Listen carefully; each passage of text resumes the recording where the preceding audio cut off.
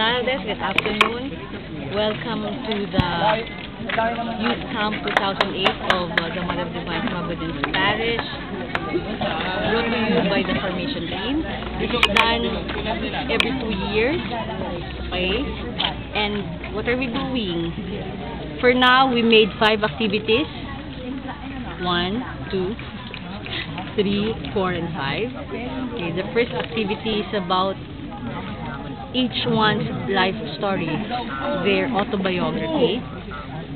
But before that, we had so many meetings. We started from June, July. Right.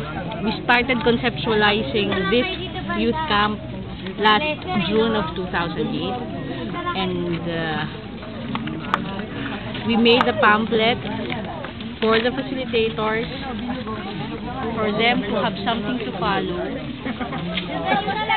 We had the first activity in the morning. It's about a play about the life of Saint Luigi Orione. And 13 chapels participated in this play. You will see it later. After that, we had the fun-filled activities for the youth, which will tell them something about their life. Something? Okay na, ikaw naman. Yeah, as Ning said, it is our youth camp prepared by a formation team, and then all youth from our parish, and more than 300 youth. And she said it's almost 3 months preparation. So it is like the life of Don Orione, who has the spirituality for our youth, and we are just motivating them to continue their faith with the spirituality of Don Orione. So we hope, and with our formation team, this activity would be one motivation for our parish youth life.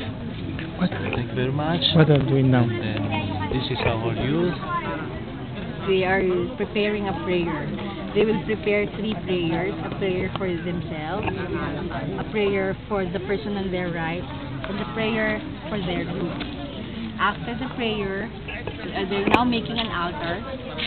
When the altar is done, they will pray aloud the 3 prayers that they made. And after the prayer, all of us will sing the song for San Luigi Orione and the prayer for Saint Luigi Orione, which will become the culminating activity of this occasion. Okay, see you. I'm the Mother of Divine Providence Parish Formation Team and the youth. Mabuhay kayo. Visit the Philippines. Yeah, see you.